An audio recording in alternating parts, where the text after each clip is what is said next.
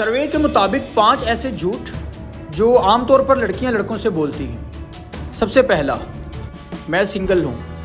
دوسرا، میری جان تم سے بات نہیں ہوتی نا تو مجھے سکون نہیں ملتا۔ تیسرا، امی پاس ہے یا گھر والے پاس ہیں میں بات نہیں کر سکتی۔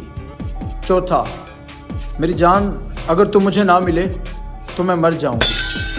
پانچواں، تم ہی میری زندگی کے پہلے اور آخری مرد۔ عورت مرد سے انا کا مقابلہ کر کے کبھی بھی اس کے دل میں اپنے لیے جگہ نہیں بنا سکتی۔ عورت مرد سے بحث کر کے ہو سکتا ہے بحث تو جیت جائے، لیکن اس کے دل میں اپنے لیے جگہ ہار جاتی۔ بس خودکشی ہی حرام ہے، دل توڑنا تو حلال ہے، جھوٹ بولنا حلال ہے، کسی کو دھوکہ دینا حلال ہے، جیتے جاگتے انسان کو میت بنا دینا حلال ہے۔ یہ سب چیزیں حلال کر کے لوگوں نے مرنا حرام کر رکھا ہے۔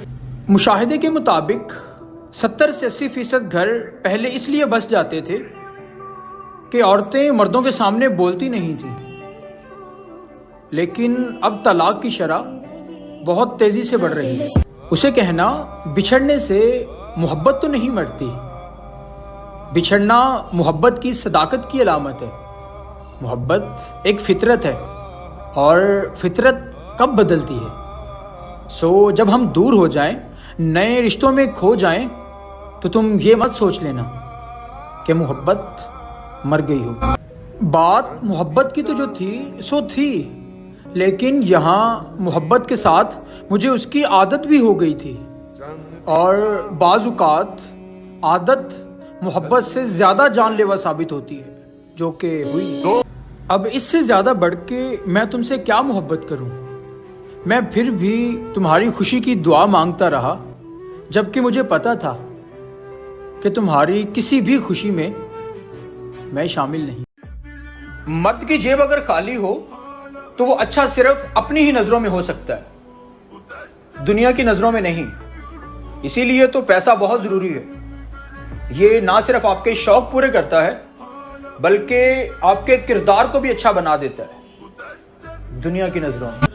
کہتے ہیں کہ شادی کے بعد پیسہ عورت کے نصیب میں ہوتا ہے اور اولاد مرد کے نصیب میں ہوتی ہے۔ بالکل غلط کہتے ہیں، کیونکہ یہ سب کچھ میرے مالک کے ہاتھ میں ہے۔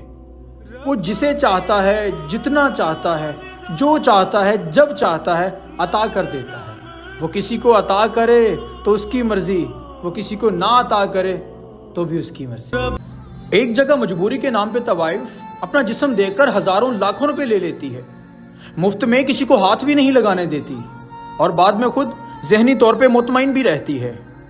اور دوسری جگہ ایک پڑھی لکھی اچھے خاندان سے تعلق رکھنے والی عورت پیار کے نام پہ کسی نامحرم کو اپنا جسم مفت میں دے دیتی ہے، پیار محبت کے نام پر اپنے والدین اور اپنے خاندان کی عزت کی دھجیاں اڑا دیتی ہے، اور خود ذہنی مریض بن کے رہ جاتی ہے۔